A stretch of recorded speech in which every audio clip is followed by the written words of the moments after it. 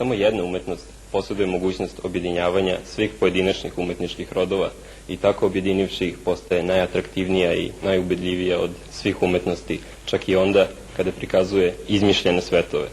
Naravno, reč je o filmu rođenom 28. decembra 1895. godine u Parizu. Tog su datuma braća Louis i Auguste Lumière priredili prvu projekciju pokretnih slika za prepašćenoj francuskoj publici, koja je istrčala iz sale u strahu da ih ne pregazi lokomotiva sa platna. Rođenju filma prethodili su drugi pronalasci, kao što su pronalazak fotografije s početka 19. veka i Edisonov pronalazak perforirane filmske trake na koje je bilo moguće zabeležiti više uzastopnih filmskih kadrova za redom. Dok su braća Lumière snimali svakodnevne prizore iz života, drugi Francuz Georges Méliès opredelio se za drugi filmski žanr, filmovanu predstavu uz obilje optičkih efekata. Do 1927. godine film se svojim konzumentima obraćao samo slikom, a onda je u Hollywoodu snimljen prvi zvučni film, Pevač džeza. Glumac Al Jolson prvi je progovorio i zapevao na filmu. Prve reči izgovorene na filmskom platnu bile su "još niste ništa čuli", a rečenica najviše puta izgovorena u proteklih 106 godina filma bila je "Let's get out of here". Prvi filozof koji se zalagao za svrstavanje filma u umetnost bio je Jean-Paul Sartre. Iako je tad tretiran kao pomodna novotarija, danas je film priznat i poznat kao sedma umetnost. Od 1931. godine Američka akademija dodeljuje nagradu Oskar za dostignuće na polju filmske delatnosti u vidu pozlaćene muške statuete. Film koji je do sada osvojio najviše Oskara je Weilerov Ben-Hur, čak 11. Filmski glumac sa najviše glavnih uloga u svojoj karijeri bio je John Wayne, koji je ostvario čak 124 glavne role. Stanley i Olio nisu bili najduže filmski partneri. Apsolutni šampioni u ovoj kategoriji su indijski glumci Prem Nazir i Sheila, koji su jedno pored drugog igrali u čak 130 filmova.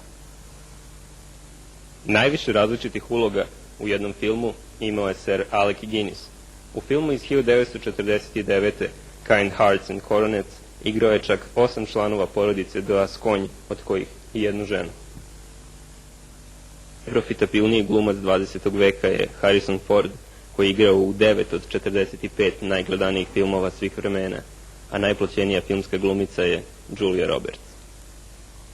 U proteklim decenijama najgledaniji filmovi bili su u 20. Rođenje nacije Davida Warka Griffitha, u 30.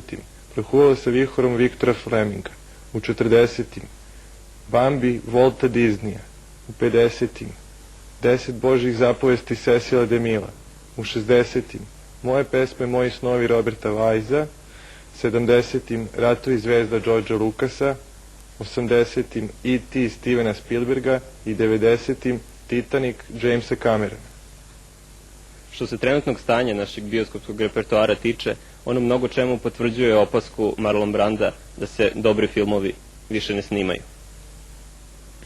Ako ste letos, krijući se od komaraca, pronašli utočište u bioskopu iznuđenih vam predstava, od Fantoma iz Louvra do Skrivene strasti, mogli ste da zaključite da nam se većinom serviraju okoštali stereotipi predvidljivog zapleta i još predvidljivijeg raspleta. I ne samo to. Filmovi su se pretvorili u džinovske reklame. Čitav Reitmanov film Evolution, u kome hrabri zemljani pobeđuju zle vanzemaljce polivajući ih šamponom na bazi selena, predstavlja samo mamutsku reklamu za Head and Shoulders, dok je britanski film Knight's Tale uz sve scene viteških borbi u stvari samo dvočasovni spot rock hitova iz 70-ih. Jedino sineastičko ostvarenje koje je odudaralo od ovog EPP stereotipa i koje je vredilo pogledati zarad njega samog bio je francuski film Čudesna sudbina Amélie Poulain, no izuzetak samo potvrđuje pravilo.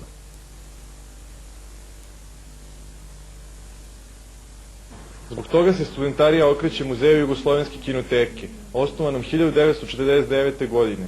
Em što je karta 3 puta jeftinija nego u običnom bioskopu, em što se ne može vidjeti loš film, jer je vreme već odvojilo žito od kukulja. Evo, neki dan je sala bila dupke puna dok smo gledali Šafnerovu Planetu majmuna iz 1967. i povlačili paralelu između zemlje kojom vladaju majmuni i svega onoga što nas je zadesilo u protekloj deceniji. Kako je moderna filmska produkcija očigledno zapala u krizu recikliranja i parafraziranja sebe same, Želimo joj da ponovo nađe pravi put, a mi ćemo do tada sedeti u kinoteci. Za jutarnji program RTS-a novinar Novog studenta Mladen Kapić.